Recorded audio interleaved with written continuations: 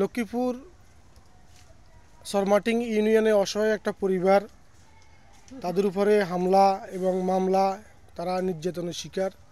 তারা এখন নিরুপায় হয়ে বাড়ির পিছন দিয়ে নৌকা দিয়ে তারা এখন চলাচল করতেছে, বাড়ির মেইন রাস্তা দিয়ে তারা চলাচল করতে পারতেছে না।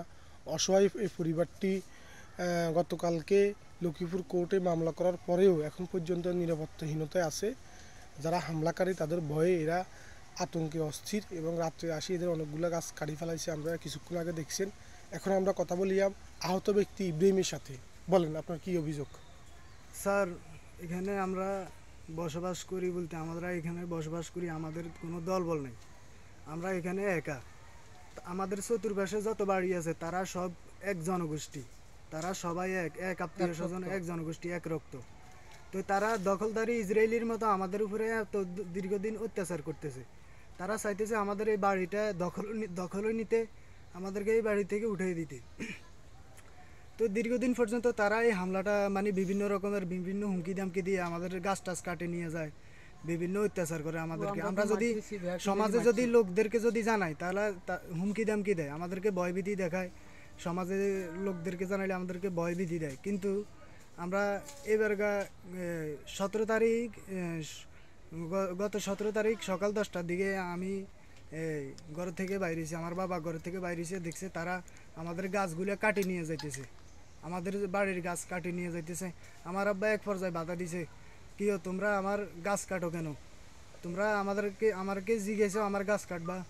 তো আমার আব্বারে বলছে আমরা 30 বছর খাই জোর করি, আরো 30 বছর খামো, পারলে কিছু করিস, এই ধরনের হুমকি দামকি দেয়। তখন আমার আব্বা আমারে ডাকি নিয়ে বলে, ইব্রাহিম কারো করে নিয়ে আসে ভিডিও কর, এরা আমাদের গাছ কাটি নিয়ে যেতেছে। যখন আমি ভিডিও করা শুরু করছি তখনই আমারে খন্তা দিয়ে এক পর্যায়ে বাড়ি দেয়।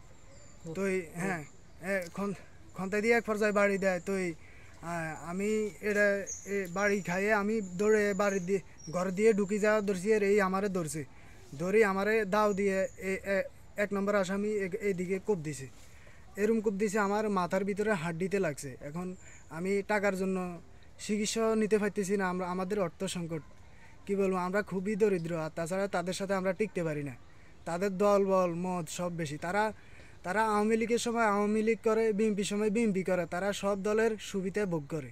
কিন্তু আমরা অসহায় থেকে যাই। তাদের কারণে আমরা খুবই নির্যাতিত, আমরা আর তাদের সাথে পাইতেছি না। এখন আমরা মামলা করছি, কিন্তু আমরা টাকা পয়সার জন্য মামলার কোনো সুবিধা পাচ্ছি না, যেন আমাদের টাকা পয়সা নাই। এখন আমাদের একটাই অনুরোধ, আমরা যদি সরকারবাদী মামলাটা পাই, আমরা সরকারের থ্রুতে যদি সরকার আমাদেরকে একটা আশ্রয় দেয়, তাহলে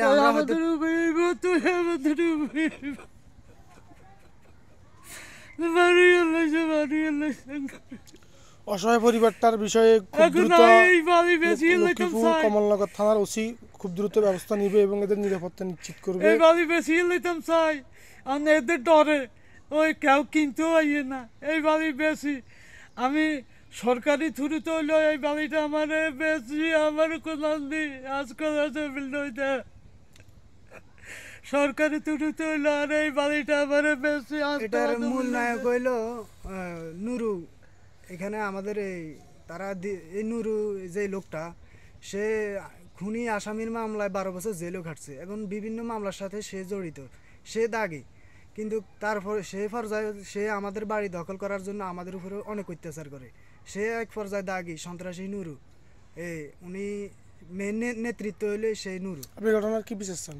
আমি এই ঘটনার সঠিক বিচার চাই, যে আমার যে এই আঘাতটা করছে এটা সত্য বিচারটা চাই, সত্য বিচার এবং নিরাপত্তা চান।